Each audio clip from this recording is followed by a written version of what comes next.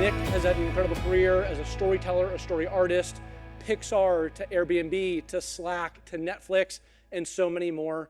Today is going to be all about story, but I'm excited for y'all to get to know, meet, and hear from Nick in this conversation that we have. So we're talking storytelling. Hit us. How did you first come to experience, know, and love stories? I'll tell you, I feel like I'm still coming down off of living that old man's life. Well, I didn't have any special relationship to storytelling as a kid until about the age of 11, 12, 13. My family started kind of a tradition. We didn't have a lot of traditions. In Toronto, outside of Toronto. We lived sort of north of the city, and we would drive for like 3 hours down the most boring stretch of highway, like through the snow, to my aunt and uncle's house, my cousin's house in Tillsonburg, Ontario. And we would like walk down by the river and like look at the lights and drink hot chocolate, and then we would go and see the new Disney movie. Like at the time, it was sort of a new thing. It was the beginning of what came to be known as the Disney Renaissance. So, first it was The Little Mermaid, and then it was Beauty and the Beast, and then it was Aladdin. And I was like just the right age to be like completely knocked out. So like you can think of, kids or relatives who are just like obsessed with Frozen or like losing their minds over like K-pop Demon Hunters or something. That's what I was like. It was just this authentic sense of like awe and wonder. But I was also old enough to be like, oh, people made this. And so I was like, all of these feelings that I have that I've never felt before, these are not by accident. These are by design, And I was like, oh, I want to do that for a living. So good. All right. So one of the things that I've loved picking your brain about is what is a story? If you were to like break down in your mind the first principles of a story, what does that look like to you? Do you know? Do you have an answer? This is why I asked you. Yeah. I thought about doing the session myself, but figured let's bring it. Okay, that's fair. It's kind of a hard question to answer. Story, we're all familiar with stories more or less. We all have kind of a working definition of story, but I think a lot of the time, if pressed, people are like, well, it has something to do with plot, or it has something to do with character. But I think if you really zoom out, like a story is a model of transformation, right? Classic dramatic narrative. Someone's trying to do something. There's a thesis. It's harder than they expect. That's antithesis. And then, they adapt to it and they take action. And that's synthesis. One of the things that I've been really intrigued by in our conversations has been this idea of believability. Yeah. And the central role that believability plays in storytelling. How do you think about what believability means and how it works in storytelling? Okay, well, let's walk back because we talked a bunch. So so what is believability? So that is a term, well, we all know what it means for something to be believable. Believability is a term from animation. We make up all sorts of terms. I primarily have worked, like in feature production, I've primarily worked in the story department. So often when people think about storyboarding, they think about visualizing, right? Usually it's described as a kind of comic book illustration-like activity. You have the script. What does it look like? Here it is. But in feature animation, and this really started with Disney and is, now it's sort of what everybody does, there's a critical element to it as well. Yes, you're visualizing the script, but really what you're doing is you're pressure testing the drama. You're saying, I think this works on paper. Well, let's see. And you throw it up there and you essentially prototype the experience. Prototype the experience of the film, and then you watch it, and then you say, well, this made sense, or this didn't make sense, or this seems plausible, or like, there's a certain amount of reasonable, critical, a dialogue that goes around it. But the main thing that you're doing is you're asking, like, did you feel it? I wasn't feeling this. Or like, oh, this moment, holy moly. Like this sequence from Up came like pretty early in the film. We at Pixar, we had like a big theater just outside of the lunchroom. And so, we prototype these films over and over and over again. And so we'd go in to a screening And then all of grown people like yourselves would just like walk out of the theater like in tears. And then other people are eating their burgers going like, yeah, it's working. Yeah. Good work. And so there's a certain amount of distance that you can get if you're thinking in terms of let's say like Aristotle's rhetorical lenses, right?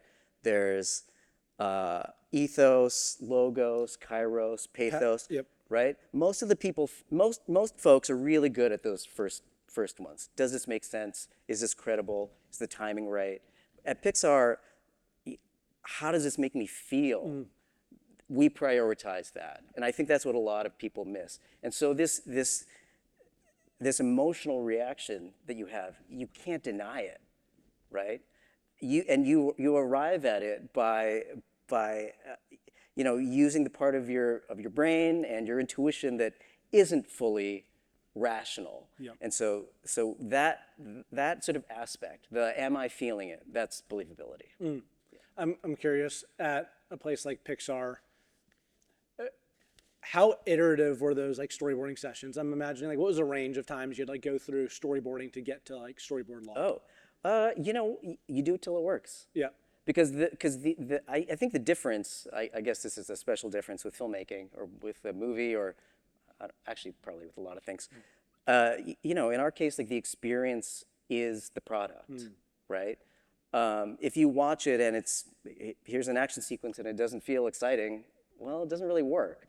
So you have to, within the constraints of your budget and your person power and your release date, the clock's ticking, and so you got to figure out a way to make it work. But the sort of guiding principle is that believability. Once you feel it, you're like, okay, I think we've got something here, and you can build on that. When you think about technique and you think about how stories generate emotion, you talk a lot about like the character's point of view. You talk a lot about creating tension. Like, how do you think about some of the technique of storytelling? Yeah, so that's sort of the day-to-day. So if believability is the sort of metric that you're always running things by, the technique is every tool that you could possibly imagine to like get the audience into the story. That's the first step. So the way that stories work and generate emotion in a very abstract level, very high level, is that you hook the audience, you hook the viewer into attaching to a protagonist. This is for like traditional narrative. You hook the viewer into attaching to a protagonist, and then that protagonist lives something like any of our lives, right? You set a or they rather set a destination, then there's some sort of roadblock, and that forces the viewer to move through these points of inflection, these moments of decision. Where things could go any way, really. And so what you start doing is like building a tension and a rhythm between like hope and then peril and reward and threat. And so you essentially like get their hopes up. You pull them in, then you get their hopes up, then you let them down. Then you get their hopes up more, but then you let them down more. It's really unfortunate. But then you get their hopes up again.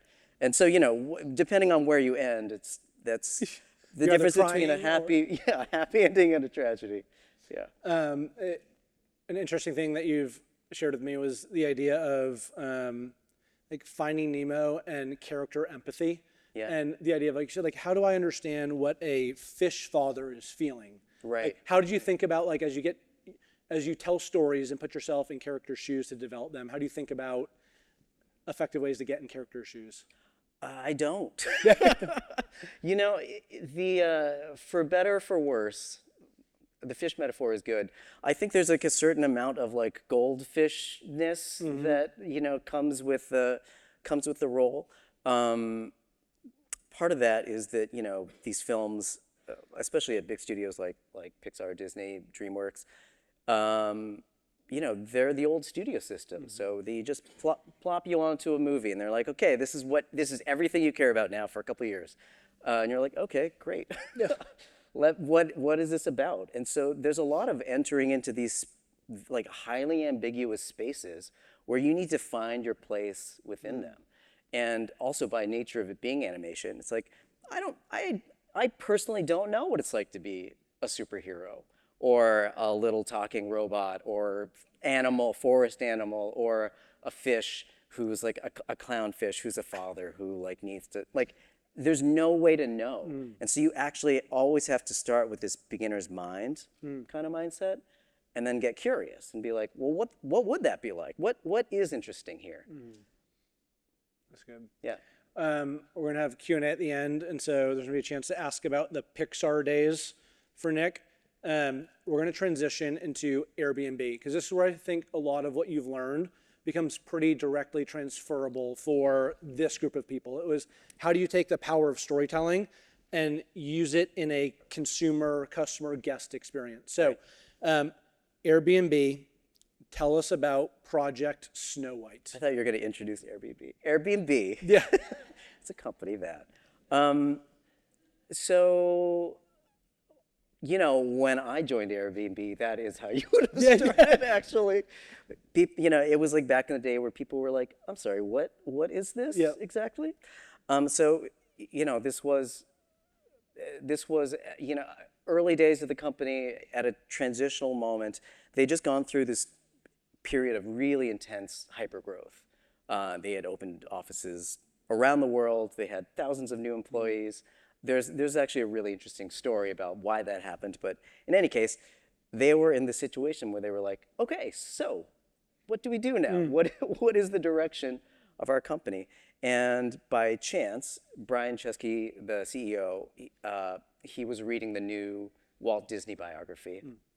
This was, I don't know, 15 years ago, a while ago. And in the biography, Brian was really taken by the similarities between the two companies.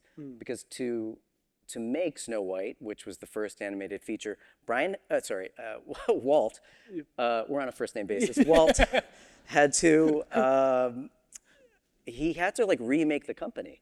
It doubled in size, you had to create all this new technology, there were like new pipelines. But the unifying element, the thing that Walt did to like focus everyone's attention, whether you were an accountant or a background painter or a timer or a camera person, was the storyboard. Whatever you were doing, everyone would look at the storyboard and say, this is what I'm supposed to be focused on. So, you know, this notion that Sean brought up about pointing everyone in the same direction, that's what the storyboard did. And so Brian said, you know what we need? We need a storyboard. They also made another decision, which was, we're going to orient our storyboard around our two main customer types, guests and hosts. And so he worked with leadership from across the company, product leaders, design. They had a research team, an insights team, everybody. And they put together what in their minds was like a perfect version of a user journey. And then they were like, okay, we just need this illustrated. And so that's when they brought me in. And so Snow White is an illustrated user journey that depicts the two main sort of customer journeys. All right, so you enter the scene. Yeah. Help me understand like what had already been done in this process, and kind of as you came in and your fingerprint started to help shape where it went, kind of like the process of where it went and ultimately ended up. I wish I had a better answer to this. I've been searching. The real I've answer is left the this best for too answer. long. Okay, well, the real answer is I have no idea. They did so much work, right? They looked at their data. I think they probably interviewed customers. They also like looked at their like customer experience, like logs when people called. They had like ADDO researchers who were figuring this out. And, you know, and again, with like all of the scrutiny of people from leading departments across the company. When I got there, they just gave me a single sheet of paper with like a couple bullet points. They gave me Post-it notes, and they were like, okay, well, we haven't figured out because we are excellent people, which they are, and we just need you to draw this. But I feel like I brought four things to the table, though. The first thing that I did was I said, what is this? What are we doing? What are these moments, right? And so there's like a certain amount of interrogation that is naturally part of the story process. Just like, what is a fish? It's like, what is a guest? What is this app? What is the experience of travel? Like, I go all the way all the way back. What is it like to be this person? So there's sort of interrogating these moments. But the other things that I think were new, I'm not sure if I'm answering your question. The other things that were new, I like where we're headed. Were thinking about the customers as characters, as people with desires, as people with goals. Also, like thinking about moments within the user journey as points of inflection, right? So this moment is not a given. This person has to make a decision now. It could go either way. They could drop out. They're like not interested anymore. If it's a good story, if they're enticed, if they're encouraged, if the pull is strong enough, then they'll continue. But there's no guarantee. And then the last thing that I brought was just like, the professional competencies of working in animation. Like, how do you use visuals? How do you use storytelling so that it isn't just a diagram of a user journey, but it's a humane, like dramatic, like user-centered, person-centered experience. Okay, so Nick was kind enough to share a few photos with us. We're gonna jump around these. You've told me about the power of like the conversations that are forced when you go from words on a sheet of paper to visualizing something. Would love for you to talk about like the trade-offs that are made. We force them. I don't think we force the conversation. When you encourage people to have conversations about visualizing something. What transformation did you see at Airbnb across engineers, designers, marketers, product teams as they went through this, like, oh, I have to ask different and answer different questions now? Yeah, I think there were two things. One has to do with that believability. So there's a different kind of radar that goes on where you're like, I'm supposed to be feeling something here. Not just like, does this moment make sense? That's where we started from, right? We moved into like, does this feel right to me? But I think the other thing that happened was and this was like pretty rare, honestly, but I feel like the entire team from Brian on down, we really shifted everyone into thinking through the customer's point of view, which is really hard. I think a lot of the time people try to, but they're still talking from the point of view of their business, In this case, it took a little work, and part of the value of this project wasn't just like creating this artifact, but it was the process of, just like at Pixar, we make a best guess, we throw it up, and then we say, what's really happening here? And so we weren't forcing conversations, but we were encouraging that sort of curiosity and saying like, okay, I know this makes sense, but what would it really be like for the customer?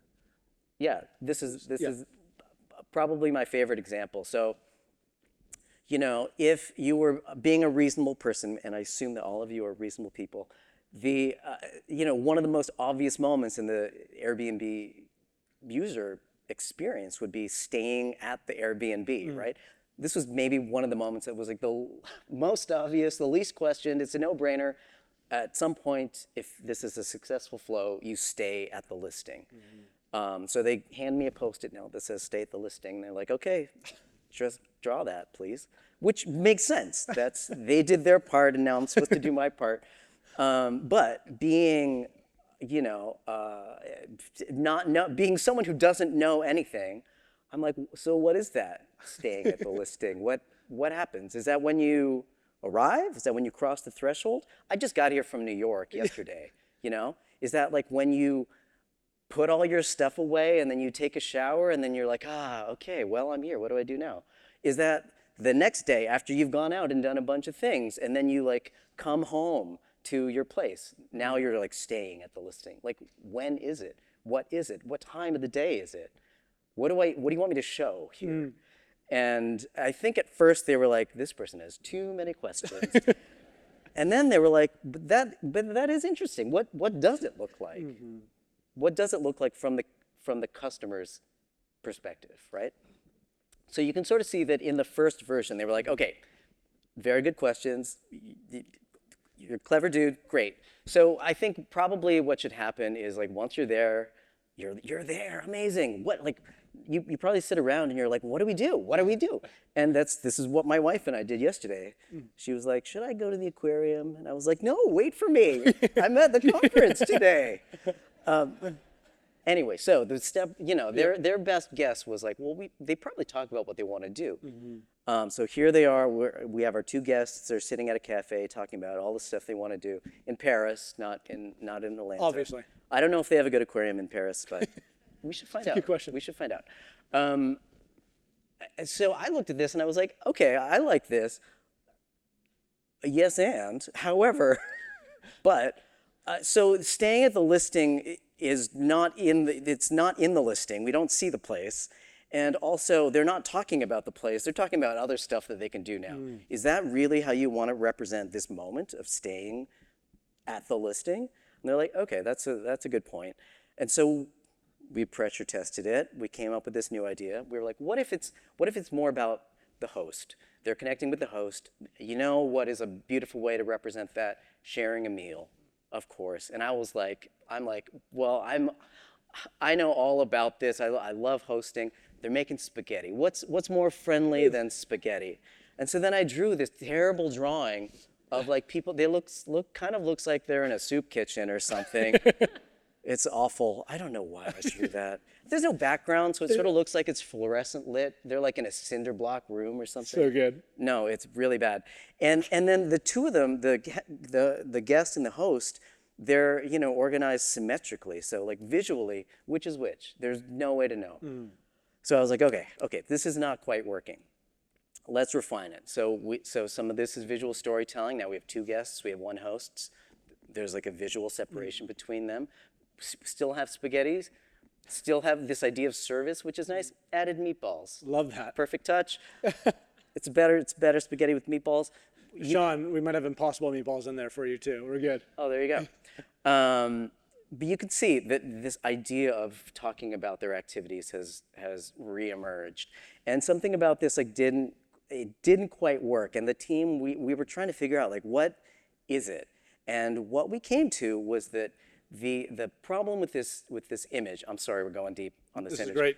The problem with it is that it created this hierarchy of information. When you look at it, you look at them and you're like, oh, they're having a nice dinner, and then you go to what are they looking at, and so it's this two-step process. And so when you leave that image, what you're left with is not the emotive thing. It's the feature. It's the technical thing. It's the app thing, right? It's the product thing. And so when we just, as an experiment, we tried stripping that away. And what we ended up with was the determination that the most interesting, the most important thing that could possibly happen while you're staying at the listing is if you felt a sense of connection. And that means connecting with your host, connecting with the place, connecting with the culture. And so if you look at the beginning and end of this storytelling exercise, this is the difference between designing for features, designing for an app, and then designing for feelings, which is designing for experience. I'm going to steal your lines here, but Yeah. You told me, this is your notes, not mine. The Airbnb figured out that their product was not the app. It was Right. the entire experience of travel. Therefore, for Airbnb, product is customer experience. Yeah. Was that something that the team broadly rallied around pretty quickly, or was that a process to move in that direction? They rallied around it pretty quickly, but it was a really unique. It was a unique situation because this was the brainchild of the CEO. So, there was. Everyone was automatically bought in. Yeah, but I think there was also something about the ethos of the company. It's much later. They're a different company now, but I think the current that's always been there is this idea of hospitality, of service, and of thinking about customers as people. What the storyboard just choosing to make a storyboard about customer experience, I think, says everything you need to know about what their priorities are. But I think what the actual journey itself did was it really illuminated something that maybe they knew in the back of their heads, but now they made it explicit. It was like the app is part of something much, much larger. And so I know in our daily work, this is what we do. We build an app, we build a website, but actually, this is part of like a much larger, arc of experience. This was the final artifact in their office, a picture from Airbnb's office where they show the final storyboard for everybody to see. What can you share with us about, how this was used in the office? And you hit on this a little bit earlier, but maybe like hitting again the idea of how this became a North Star of sorts for cross-functional teams to be in alignment against the customer experience. Yeah, well, I'll step back a bit and like just mention how this was rolled out, because not only was this the CEO's brainchild, but Brian's like a bit of a wacky dude. This isn't being recorded, is it? It is, but we can cut this part out. He's not a wacky dude. He's a great guy. In wacky dude in the best way. He is. He went to RISD. He's bold. He's like a design thinker, and there's a certain openness to out of the box ideas. This is a strange approach to thinking through and then communicating the goals of a company and illuminating sort of the user experience.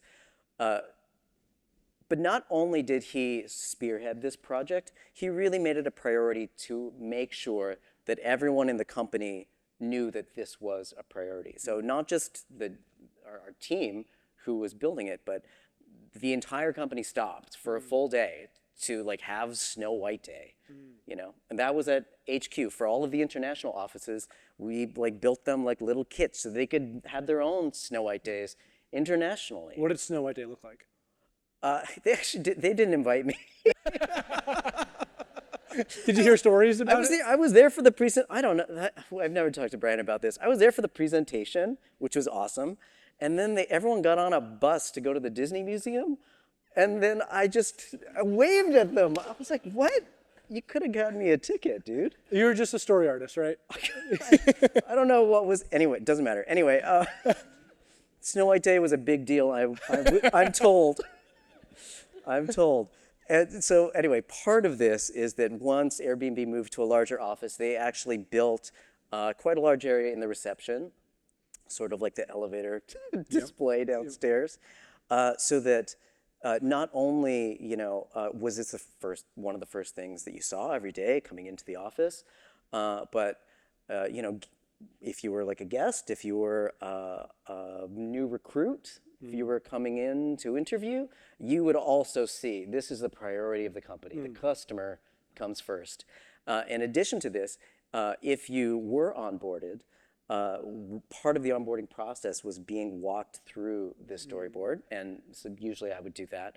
You can see that at the front of the board, they had like a set of provocative questions, because one of the tricky things about stories is that once they're told, they seem inevitable, but they're not, right? So just as I was saying earlier on, the story is like, it's an abstraction of a real life experience, but it is a set of assumptions. And sure, here it progresses, but you have to remember that at any moment it might not, And if you're doing your work well, maybe this moment changes. If you like come up with a new idea, if you innovate, maybe this moment changes. And so encouraging employees to think about each of the beats of the story as provocations, as jumping off points, that became really important. So I think that that openness to allowing every employee to make the story their own, to find their place in the story and see their work in it, that was part of what got buy-in. One more question, and then we're going to open it up for questions from y'all. We can hit Pixar, Airbnb, all the things with Nick. one of the things that's been encouraging for me in our conversations is when I asked you, like, give me the silver bullet of storytelling, you said there's really not one.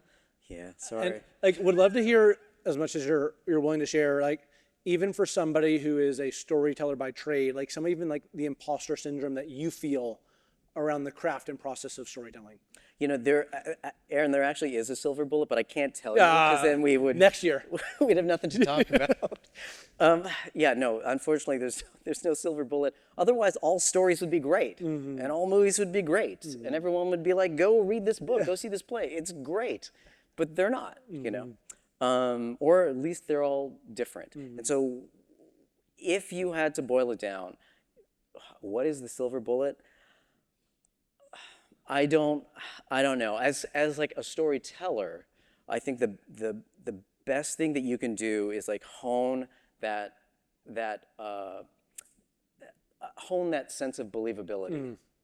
There's probably a better way to phrase that, but like, you know, if you have gone to school and like talked to your family and like go into work every day and you practice being reasonable, you know what I mean?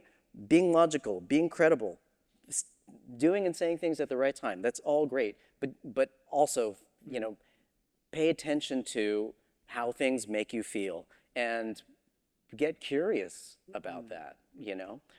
Don't just react to it, but like hold that feeling and say like, what do I think about this? What do I like? Because the emotional reaction that you have is evidence of some deeper human insight. And so if you can start paying attention to that, just like start hearing that part of the way the world works, the way that stories work, the way experiences work, then you can start designing around that. That's good. Yeah.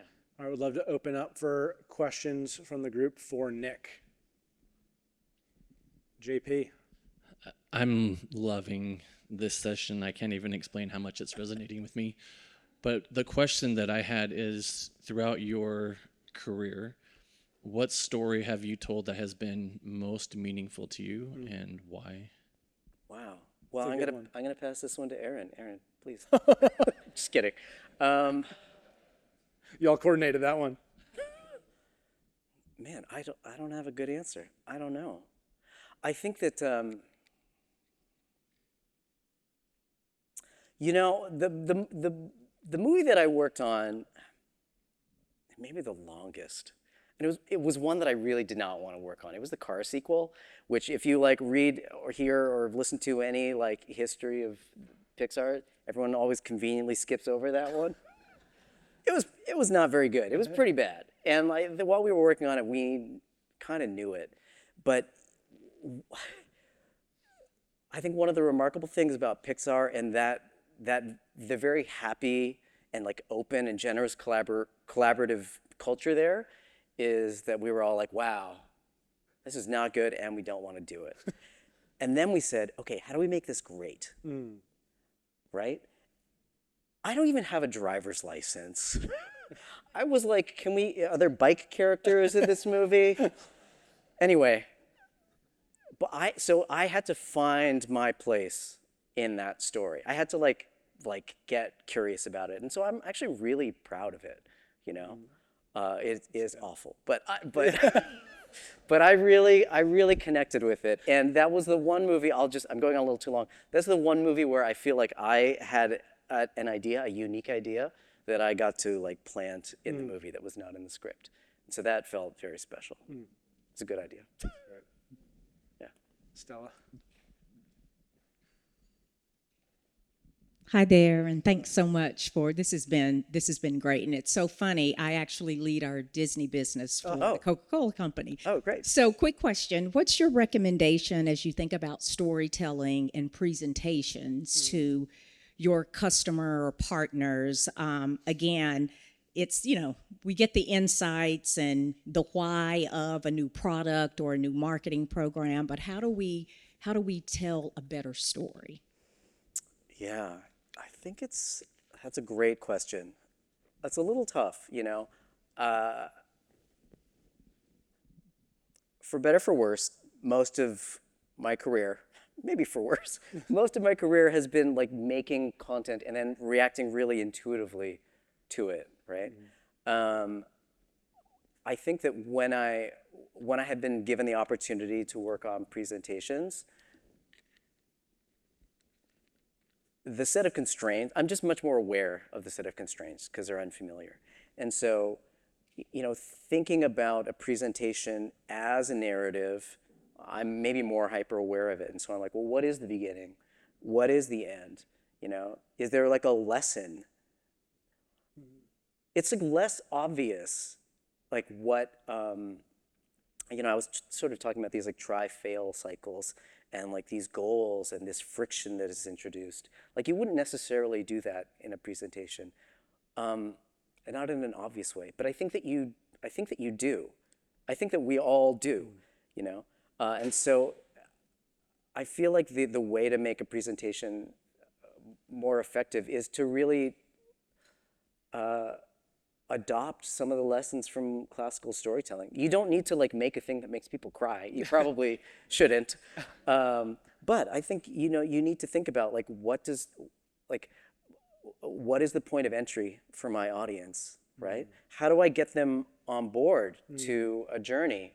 How do I like get their hopes up? How do I let them down just a little? And then like introduce like something new that's even more exciting that they can participate in. So I think it's finding like ways to get them invested in the story that you're telling. Yeah. So thank you for being here. Fascinating discussion. I'm really curious as to your perspective on AI and the role it should or shouldn't or does or doesn't play in your work. Yeah. Great question. It is a good question. I'm probably an outlier. I like kind of don't care about AI too much. On a personal level, I do.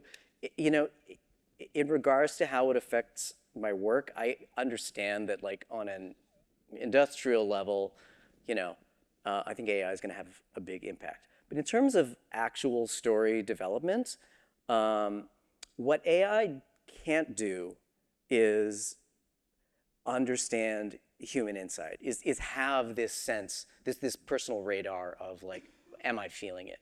It can mimic that, but it can't really understand it. If I can just add a little anecdote, I gave a talk to a class of product managers at Harvard Business School last year. So, they're all of our future bosses. And they were asked to make a storyboard in the model of Snow White to solve a business problem, essentially. And 98% of the students used AI, and their work was terrible because it didn't have a point of view. Because they assumed that the point of storytelling was to have this artifact, not to like go through the paces of asking, well, what is this really like? What is my product really like from a human perspective? So I think until AI is able to lend us human insight like that, like effective insight, for me, for what I do, it's not that interesting. Yeah. Join me in thanking Nick Sung. Thank you. Awesome. All right.